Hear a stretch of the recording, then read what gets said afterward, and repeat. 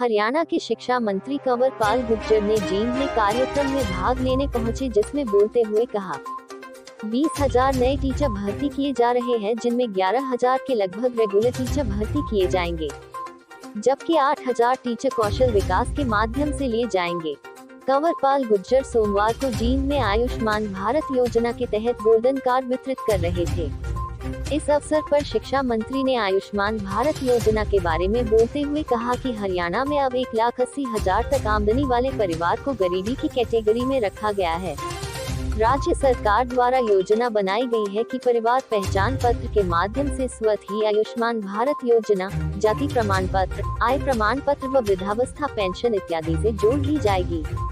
उन्होंने कहा कि जींद में 5,89,000 परिवार इस योजना से लाभान्वित होंगे। आइए सुनते हैं क्या कहना है कि शिक्षा मंत्री का। कार्ड बांटे गए, सब कितने लोगों को इसका लाभ?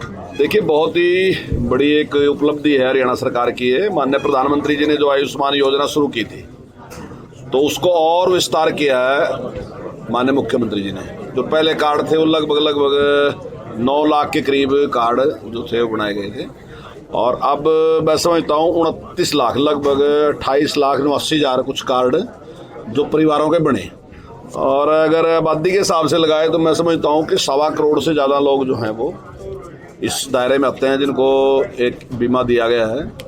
और ऐसे जो कमज़ोर लोग, जिनको बड़ी भारी चिंता सताती थी इस प्रकार की, वो इलाज करा नहीं सकते थे, तो अब सरकार 5 लाख तक का इलाज उनका फ्री कराएगी, उसमें कोई चिंता नहीं। और जहाँ तक जींद की बात है, जींद में भी इस समय 5,89,000 जो लोग हैं वो इसके दायरे में आए, जिससे कि बहुत बड़ा लाभ हमारे यहाँ के इस जिले के लोगों को भी और पूरे हरियाणा के लोगों को भी बहुत बड़ा। मैं समझता हूँ कि लगभग आबादी का 48% के करीब जो है, 45 से 48% के करीब जो लोग हैं जो आयुष्मान योजना के तहत जो लाभ उठा सकेंगे, तो ये बहुत बड़ी योजना है।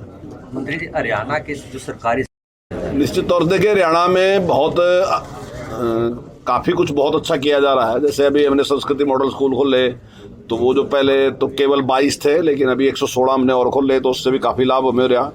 और इसी प्रकार से जो सुपर 100 चलाया, उससे काफ़ी बच्चों को लाभ हो रहा।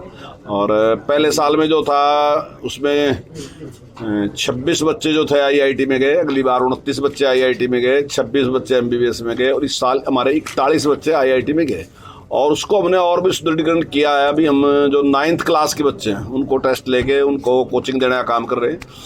तो सप्ताह में 3 पीरियड जो ऐसे होंगे जहां हम उन बच्चों को कोचिंग देंगे, तो आने वाले टाइम में उनको बहुत अच्छा उसका परिणाम रहेगा। ऐसे ही हमने अभी 5.5 लाख से ज़्यादा टैब जो हमने उपलब्ध करा दिए, और 7,30,000 टैब देने जा रहे हैं, ताकि टेक्नोलॉजी के मामले में कहीं किसी प्रकार का पीछे ना रहें बच्चे, उनको अच्छा उसका मिले।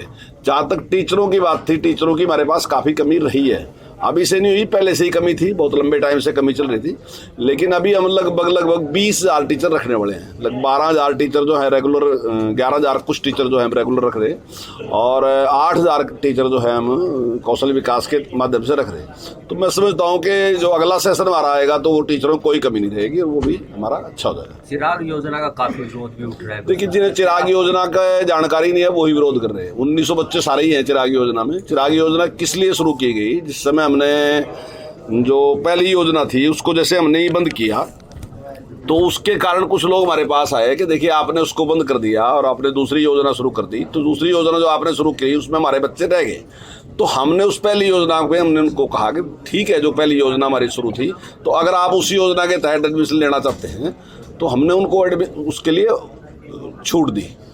तो उससे एक जो मैंने छूट दी, उसमें हमने कुछ बच्चों को कहा कि भाई अगर आप एडमिशन लेना चाहते हैं तो आप ले सकते हैं। जबकि पहले जो एडमिशन ले रहे थे वो लगभग 25,000 के करीब थे।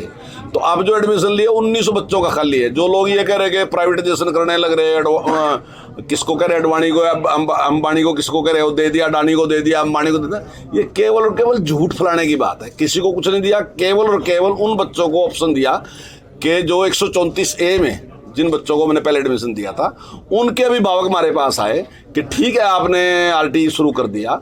तो RT शुरू करने की वजह से, क्योंकि हमारे बच्चे RT जो है वो पहली क्लास से शुरू होगा, तो लेकिन जो बच्चा 7वीं में पढ़ रहा था या 6वीं में पढ़ रहा था या 5वीं में पढ़ रहा था, उसके लिए वो योजना समाप्त होगी।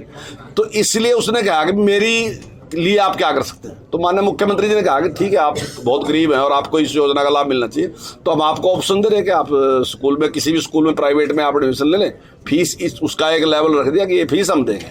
उसमें केवल और केवल 1900 बच्चे हैं। जो दाखिला उसको स्ट्राइक चल रही है बच्चों मेडिकल। देखिए, अब कोई भी व्यक्ति अगर सरकारी कॉलेज में अपना अध्ययन करता है, पढ़ाई करता है, अपनी डिग्री लेता है, तो वहाँ बहुत कम पैसे हैं, बहुत सरकारी। तो पैसा किसका है? जनता का है ना, मेरा पैसा नहीं है, मुख्यमंत्री जी का पैसा नहीं है, पैसा जनता का है। तो हमने कहा कि जनता के पैसे पे आपने पढ़ाई की, तो इसलिए आपकी जिम्मेदारी है कि 7 साल तक आप जनता के लिए सेवा करें, आप कहीं भी सरकार की सेवा में काम करें। तो केवल यही कहा ना हमने, कोई उसके ऊपर वो नहीं है। अगर वो नहीं करना चाहता तो फिर वो पैसा वापस कर दे। वापस एकदम नहीं उसने करना, वो सर्विस कर ले, बाहर जॉब कर ले, हर महीने के हिसाब से कुछ पैसा वापस कर दे। और अगर वो सरकार की सेवा में रहना चाहता है, जो भी तनख्वाह सरकार में है, तो फिर उसको कुछ नहीं करना।